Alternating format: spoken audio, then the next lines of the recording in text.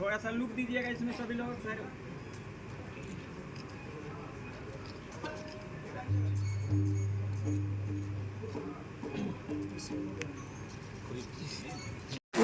ग्रामीण चिकित्सक सामाजिक एसोसिएशन प्रमादनी डॉक्टर सुभाष सिंह। स्थापना दिवस डॉक्टर्स डे मनाया जा रहा है, तो किस तरह से इम्पोर्टेंस है और समाज में क्या मैसेज इस प्रोग्राम के माध्यम से दिया जा रहा है? सबसे पहले तो मैं ग्रामीण एसोसिएशन को स्थापना दिवस की बधाई देता हूँ।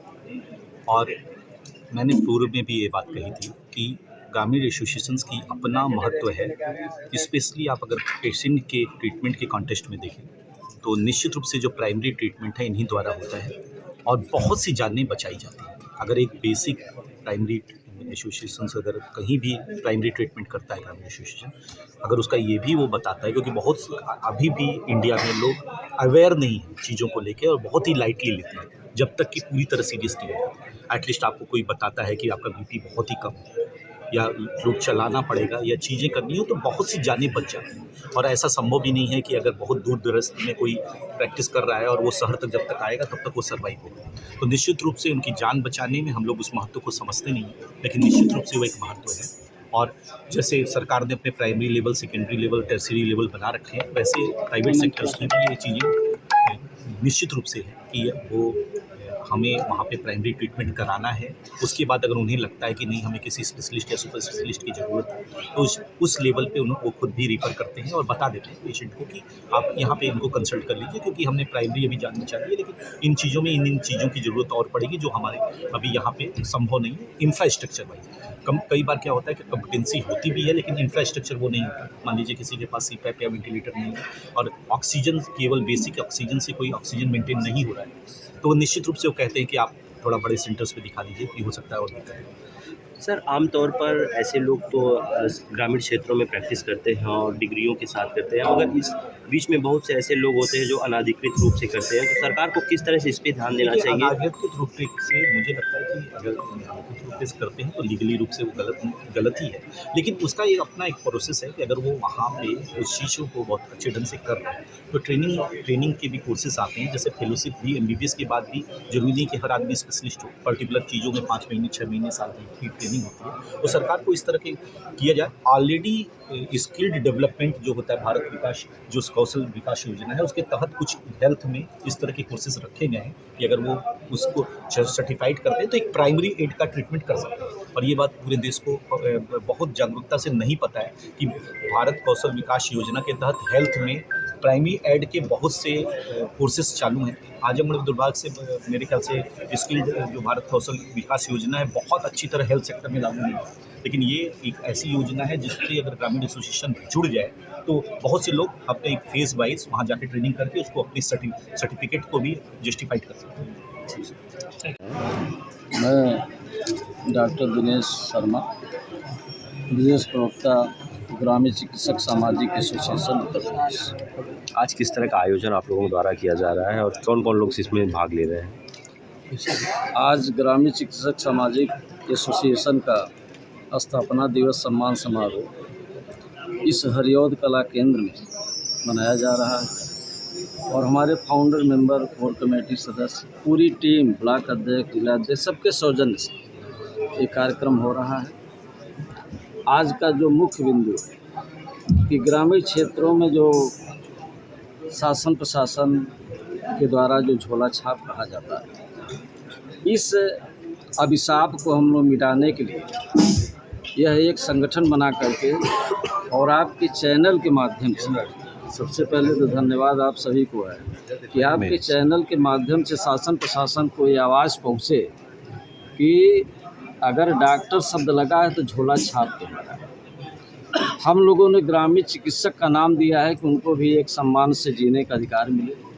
शासन प्रशासन के द्वारा 6 महीने 3 महीने की ट्रेनिंग कराकर उनको एक सर्टिफिकेट दिया जाए जिससे अपनी प्रैक्टिस करें, वो अपने परिवार का भरण पोषण करें, या तो सरकार उनको रोज़गार दे।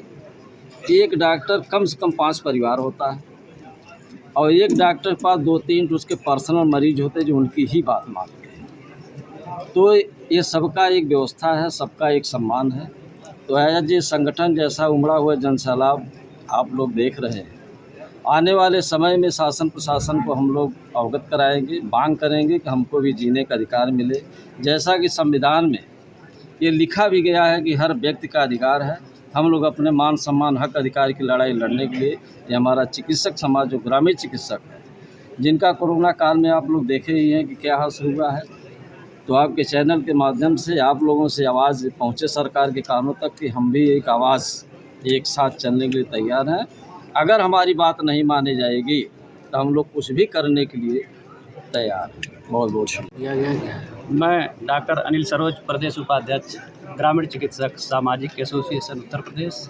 आज का कार्यक्रम ग्रामीण चिकित्सक सामाजिक एसोसिएशन का स्थापना दिवस एवं सम्मान समारोह है और इसमें जो भी पदाधिकारी हमारे हैं, ब्लॉक अध्यक्ष है, जिला अध्यक्ष है और जो भी पूरी कमेटी है, अभी क्योंकि लंबी लिस्ट है, सभी का नाम लेंगे तो काफ़ी समय लग जाएगा, तो सभी लोगों के सहयोग से यह कार्यक्रम हो रहा है। मेन उद्देश्य क्या इसका है? मेन उद्देश्य है हमारा कि सरकार से मांग है, क्योंकि हर साल यह स्थापना दिवस होता है, 5वां स्थापना दिवस है और उद्देश्य ये है कि सभी जो हमारे ग्रामीण चिकित्सक भाई हैं अपना जो है कि 24 घंटा सेवा देते हैं और इमरजेंसी में भी वही लोग, किसी को यदि पेट में दर्द हुई, डायरिया होगा, कोई फर्स्ट एड पहले ग्रामीण में ही मिलता है, ज़्यादा दिक्कत हुई तब वो लोग उन लोगों को हायर सेंटर पे भेजा जाता है, भेजते हैं हमारे ग्रामीण चिकित्सक भाई।